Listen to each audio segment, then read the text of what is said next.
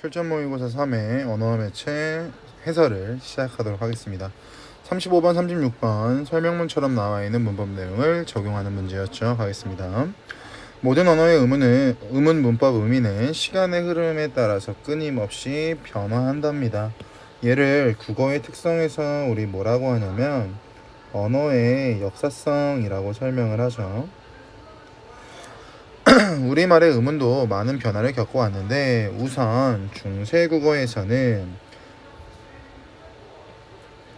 어두, 즉 단어의 첫머리에서 두 개의 자음이 발음될 수 있었습니다. 하지만 현대국어에서 단어의 첫머리에는 최대 하나의 자음이 발음됩니다. 상식적으로 우리가 알고 있는 말. 하지만 중세국어에서는 두 개의 자음도 발음이 가능했대요. 예를 들어서 현대국어 쌀에 해당하는 중세국어의 비읍, 시옷 두 개의 자음이 왔네요.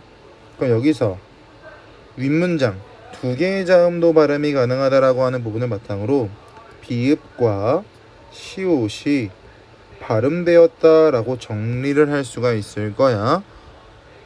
각각 발음되었다. 어두의 비읍 시옷은 비읍과 시옷이 각각 발음되는 것을 적은 표기였다. 바로 오른쪽에 나와 있는 2번으로 화살표 연결해 보실까요? 어두의 된소리 쌍시옷을 현대국어에선 쌍시옷으로 적는 것과 달리 중세국어에서는 비읍과 시옷을 합쳐 적었겠군. 비읍과 시옷을 합쳐 적었다라고 해서 된소리를 나타낼 수 있는 건 아니야. 왜? 본문에 나와 있는 것처럼 비읍과 시옷을 각각 발음했다라고 설명하고 있으니까 정답은 2번이 되겠죠. 이렇게 본문 내용을 적용해서 접근을 해도 되고요. 2번과 관련된 내용이 뭐냐면 합용병서라고 하는 부분을 여러분들이 기억하고 계셔야 돼요. 처음부터 갈까요? 중세국어 시기에는요, 병서라고 하는 원리로 글자가 만들어진 것들이 있는데 병서라고 하는 건 자음을 가로로 나란히 쓰는 것을 병서라고 합니다. 이러한 병서에는 크게 두 가지 합용병서가 있고요, 각자병서가 있는데 합용병서는 서로 다른 자음을 가로로 나란히, 각자병서는 오늘날 된소리처럼 같은 자음을 가로로 나란히 쓰는 걸 각자병서라고 해요. 합용병서는요, 비읍으로 시작하는 비읍계 합용병서, 시옷으로 시작하는 시옷계 합용병서, 비읍시옷으로 시작하는 비읍시옷계 합용병서가 있는데 그 중에 비읍계 합용병서는 이중 자음을 표시하는 역할을 했던 게 비읍계 합용병서이기 때문에 된소리를 표기하였다라고 설명하는 2번 문제가 틀렸다라고 봐도 되고요. 다시 본문으로 갈게요. 중세국어에서는 현대국어에 없는 다양한 자음들이 존재를 했대요. 중세국어 끝나기 전에 모두 다 소멸했고요. 음절말에 쓰이는 현대의 7종류의 자음뿐만 아니라 시옷도 발음될 수 있었답니다. 그래서 이 부분을 가지고 여러분들이 알고 있어야 되는 건 중세국어는 7종성이 아니라 8종성법이었어요. 그래서 가나, 다라, 마바사, 예디음까지 8개. 하지만 vs 현대국어 음절의 끝소리 규칙은 7개의 자음. 가느, 다란, 물, 빵, 울. 그럼 여기선 시옷의 유무와 예디응이라고 하는 꼭지 달려있는 이응의 단어의 형태, 즉 어형의 변화라고 하는 측면을 여러분들이 주목하고 계셔야겠네요. 단모음은 7개만 존재했대요. 어느 시기 때? 중세국어. 이중모음 표기는 두 단모음의 표기를 결합한 것이었는데 vs 현대국어에서 말하는 이중모음은 반모음과 단모음이 결합해야 이중모음이 된다라고 우리가 알고 있죠. 나아가 중세국어에서는 단모음과 죄송합니다. 선풍기를 너무 세게 틀어놨나봐요. 중세국어에서는 단모음과 이중모음의 결합인 삼중모음도 존재했다. 중세국어에서는 근대국어를 거치며 현대국어의 모습과 가까워지는데 근대국어에서는 종성자리에 현대국어와 같이 7개의 종류만 발음되는 것으로 변화했고 구개음화가 근대 때 일어났고 근대국어 시기에는 형태소 내부에서도 일어났답니다. 반면에 현대국어에서는 형태소와 형태소가 만날 때만 일어난다. 시기별로 색깔 달리하면서 체킹하는 것도 나쁘지 않아요. 현대국어 단어들의 형태소 내부에서 구개음화가 일어나지 않은 이유는 근대 국어 시기까지 그 단어들의 디귿과 티귿 뒤에 오는 모음이 이가 아니었기 때문에 그래서 국외음화가 적용될 조건이 아니었다. 얘도 35번 문제 푸는데 활용이 되죠. 예를 들어 디디다가 국외음화가 적용되지 않은 이유는 디디가 근대 국어 시기에는 국외음화가 적용될 수 없는 환경 드대였기 때문이다. 또한 모음의 변화로는 양순음 아래 평순 모음이 원순 모음으로 바뀌는 변화가 일어났다. 얘를 뭐라고 해? 우리가 원순 모음처럼 바뀐다 라고 해서 원순 모음어라고 하는데 얘는 중세국어 때 일어나지 않아요. 그래서 예를 들어서 세종어제 훈민정음에서 봤던 내용 중에 하나인데 중세국어의 스물이라고 하는 글자가 현대국어로 넘어오면서 어떤 변화를 겪느냐면 스물이라고 20을 나타낸 수로 바뀌죠. 그럼 으라고 하는 모음이 지금 우라고 하는 원순 모음으로 바뀐다. 이게 원순 모음하고요. 으라고 하는 모음 위에 있는 이 미음이라고 하는 글자는 비읍이나 미음이나 피읍 얘네들을 두 입술 소리라고 말하는 양순음이라고 하죠. 양순음과 평순 모음이 만나서 변화한다라고 하는 것은 크게 특이사항 없으실 겁니다. 35번 중세국어에서는 당연히 받침의 시옷과 디귿을 구분해 적었으니까 발음이 달랐겠죠. 3번 매와 외는 삼중 모음이었겠네요. 중세국어의 밭이라고 하는 건 주격조사랑 붙을 때 밭기로 발음됐을 거예요. 왜? 중세국어 시기에는요 당연히 국의 음화가 일어나지 않았고 근대국어부터 일어난다라고 했으니까 얘는 맞는 서술이 되겠죠. 현대국어 잔디의 이는 근대국어 시기에 이가 아니었으니까 국의 음화가 안 일어났을 거고요. 원순모음화의 예로 적절한 것은 그럼 여기서 풀 때 양순음과 평순모음을 찾으면 되겠네요. 정답 1번으로 끝나죠. 1번으로 끝나죠. 그래서 어렵지 않았던 빠르게 풀 수 있는 문제 유형이었습니다.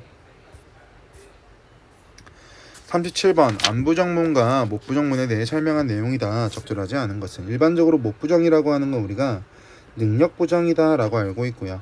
안부정이라고 하는 건 단순부정이다 그리고 의지부정이다 라고 인지하고 있어요. 1번 어떤 사실을 단순하게 부정함을 나타내는데 안부정문이 쓰였다. 국민들이 대비를 많이 했지만 태풍은 오지 않았다. 단순 부정이죠. 의지가 반영된 건 아니니까. 태풍을 불게 하는 건 의지가 적용된 건 아니잖아요.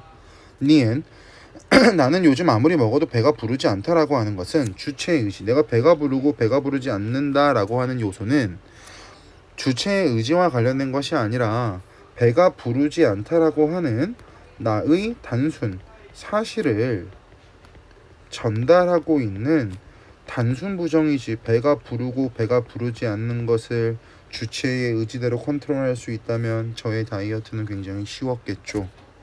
그죠? 3번 디귿 정의는 살림이 넉넉하지 못해도 절약이 몸에 되었다라고 하는 건 말하는 이의 기대 수준을 통적하지 못한 상황을 나타내는 못부정문이 쓰였다. 이것도 맞는 말입니다. 즉 화자 또는 주체의 기대 수준을 충족하지 못할 때 못부정문을 사용하기도 하니까 특이사항은 없을 거고요. 리을 문제를 형이 풀긴 했지만 시간 내에는 못 풀었답니다. 왜? 능력이 안 되니까요. 미음 식당이 문이 닫았답니다. 그러니까 내가 밥을 먹지 못한 이유는 식당이 문을 닫았기 때문에가 되겠죠. 따라서 외부 상황이 원인이 되어 생긴 결과를 나타내는 못부정문이 쓰였다. 마찬가지 맞는 말. 정답은 2번으로 끝날 거고요. 3회가 문법이 좀 쉬워요. 지는 앞말과 붙여 쓰는 것이 맞아요? 띄어 쓰는 게 맞아요? 이거 우리 언제 했냐면 얘들아 중학교 1학년 때 했던 건데 이 지라고 하는 것이 의존 명사로 쓰이는 경우가 있고요. 단순하게 연결의 의미를 나타내는 연결 어미로 사용되는 경우가 존재합니다.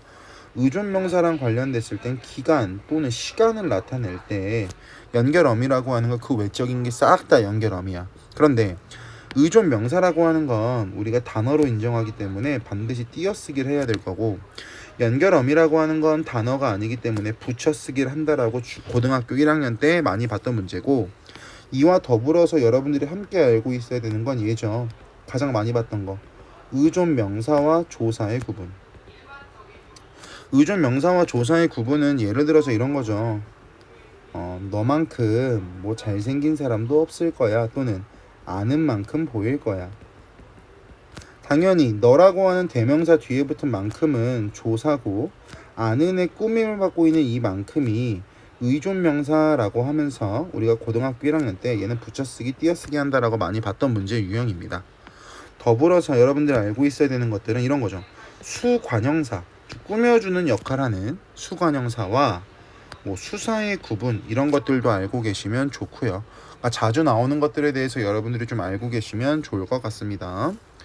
그럼 아래 나와 있는 것처럼 는지라고 하는 건 하나의 어미다. 그러니까 붙여 쓰죠. 단어가 아니죠. 반면에 의존 명사는 앞말과 당연히 띄었어야 돼요. 단어니까요. 어떨 때 은지라고 하는 것은 막연한 의문이 있는 채로 뒤에 오는 절의 사실과 판단과 관련시키는데, 반면에 의존 명사치는 지금까지의 동안, 기간, 시간을 나타낸다. 따라서 적절하지 않은 거죠. 정답 3번이죠. 그가 제 시간에 도착했는지를 모르겠다라고 하는 건 막연한 의문이 있는 상태로 그것을 뒤에 나오는 것과 연결지어서 평가하는 부분이니까요. 특이사항 없겠죠. 넘어가서 보겠습니다. 39번 중세국어와 관련된 주체 높임법, 즉 높임법과 관련된 문제입니다. 높임법과 관련해서 위에 나와 있는 설명을 읽고 내려가셔도 돼요. 여러분들이 배경 지식이 없다면.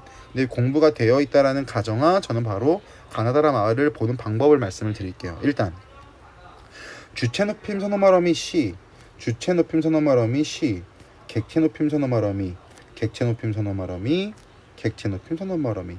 그럼 이거 높임법과 관련된 문제니까 높임과 관련된 것들을 체크해 놓으시면 좋아요. 그런데 다라마가 객체 높임이라고 말씀을 드렸으니까 당연히 객체 높임은 목적어나 부사어를 높여야 맞는 말이 될 거고, 주체 높임으로 나와 있는 가와 나는 주어를 높여야 될 거야. 그럼 가에 나와 있는 주어는 태자가가 될 거고, 부처의 눈이라고 하는 주격조사 이가 쓰여 있는 앞에 게 주어가 되겠죠. 반면에 목적어랑 부사어, 스승, 그리고 세존을, 그리고 부처께가 되겠네요. 그러니까 여기서 이 글자가 높임의 의미를 가지고 있다라고 하는 것도 여러분들이 확인할 수 있을 거고요. 그럼 지금 체크한 거 바탕으로 바로 1번부터 5번까지 보면 돼요. 그러니까 문법 공부를 하고 나서 가나다라마만 분석이 가능하다면 시간 단축이 가능하다라는 거야. 1번 볼까요? 시를 통해 태자를 높이고 있다. 맞는 말이죠. 의시를 통해 높이고 있다. 마찬가지 맞는 말입니다. 3번 삽을 통해 객체인 스승을 높이고 있다. 밑줄 쳐놨죠. 4번 삽을 통해 객체인 용왕. 잘 봐. 용왕이라고 하는 두 글자는 여러분들이 눈으로 확인할 수 있는 것은 주어입니다. 그러니까 얘를 객체라고 표현하고 있는 것도 잘못된 부분이고, 용왕을 높이고 있다라고 하는 서술도 잘못되죠. 객체가 뭐니까? 세존을이니까 세존을 높이고 있다라고 설명해야 맞겠죠. 정답 4번. 5번 부처를 높이고 있다. 맞는 말. 이런 식으로 시간 단축이 가능한 문제라는 거야. 그래서 문법 공부만 제대로 해놓으면 너희들이 진짜로 단축하는 데 있어서 크게 어려움이 없을 거고, 나머지와 관련해서는 위에 나와 있는 설명을 읽으면서 개념에 대해서 여러분들이 잡아보시면 효과적인 학습이 되실 거라고 판단이 됩니다. 40번부터 43번 한 번에 가는 문제네요. 인터넷 신문이랍니다. 어제 봤던 거래. 실전 모의고사 2회인가 1회에서 설명드렸죠. 정보통신 매체. 공익광고라고 하는 건 어떻게 보면 영상 매체일 수도 있고요. 정보통신 매체에 들어갈 수도 있을 겁니다. 물음에 답하시오. 여기 아래 나와 있는 거 잠깐 보시면 스마트폰 과이전 심각성 인식은 높대요. 그럼 생각은 하고 있다. 하지만 위험한 사람들의 비율은 늘었답니다. 그러니까 인식은 하고 있지만 실천력이 떨어진다라고 볼 수가 있겠네. 뭐 댓글 나와 있고요. 나 밥 한번 스마트폰 한번 여러분들이 하고 있는 뭐 일반적인 모습이라고도 볼 수 있을 텐데, 뭐 이런 내용들은 읽어보시면 되겠죠. 40번 종이신문이래요.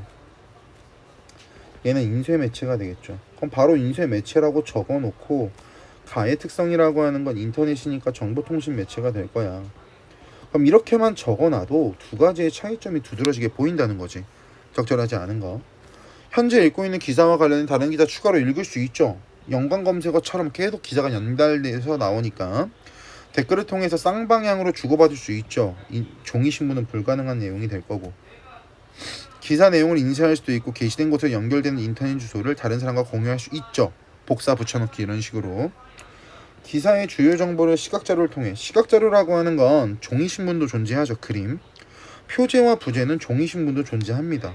따라서 차이점이라고 볼 수 없으니 정답은 4번이 되겠죠. 이 4번은 오히려 두 가지의 공통점이라고 해야 맞겠지. 다른 정보에 자동으로 연결되도록 설정한 부분을 클릭하면 얘를 뭐라고 하냐면 하이퍼링크예요. 얘가 바로. 특이사항은 없겠죠.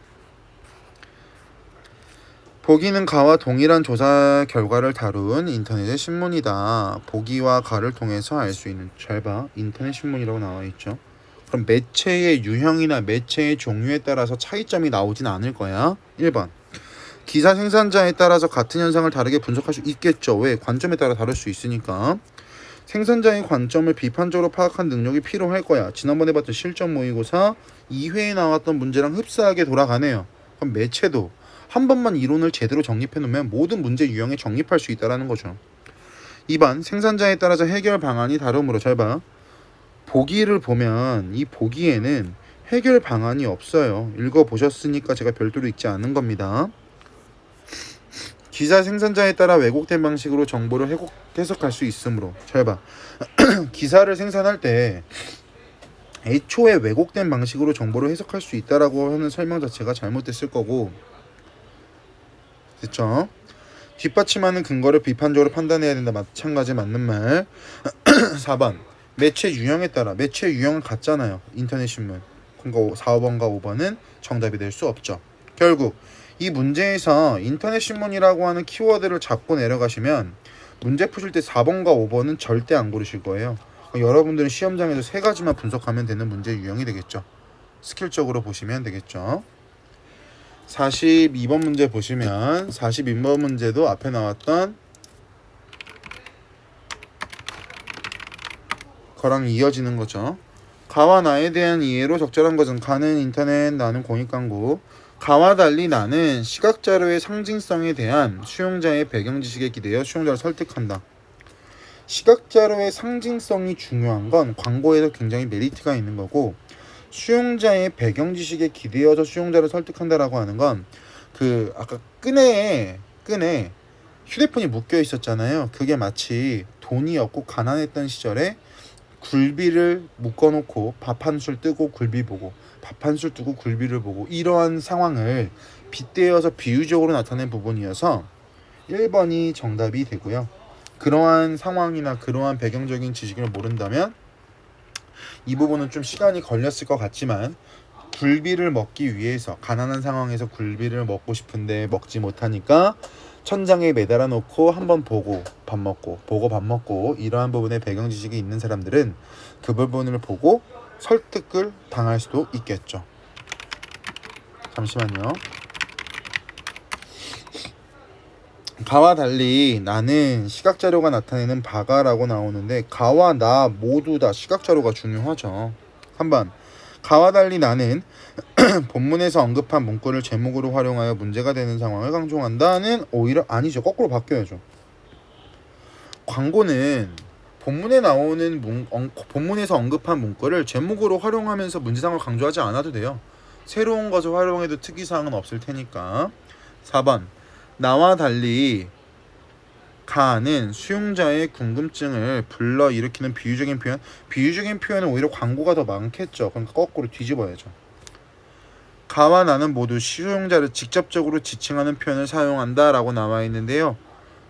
가와 달리 나는 이라고 해야죠. 맞을 거야. 왜냐면 휴대폰의 사용을 많이 하고 있는 사람에게 설득하기 위한 목적이니까 수용자를 직접적으로 지칭하는 표현이라는 당신이라고 하는 말을 사용하고 있죠. 하지만 인터넷 신문은요, 불특정 다수를 대상으로 하고 있기 때문에 그럴 수는 없겠죠.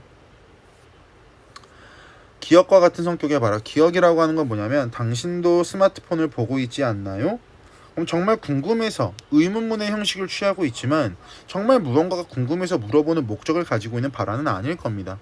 그럼 그것을 바탕으로 보기를 보시면, 발화라고 하는 말하기는 화자의 의도가 문장 유형으로 직접적으로 반영되느냐, 간접적으로 반영되느냐에 따라 직접 발화와 간접 발화로 구분이 되는데, 직접 발화라고 하는 건 종결 표현과 발화 의도가 일치한다. 간접 발화는 일치하지 않는다. 즉 의문문 형식을 취하고 있다라고 했을 때 정말 무언가에 대한 대답을 요구하기 위한 목적이라면 직접 발화.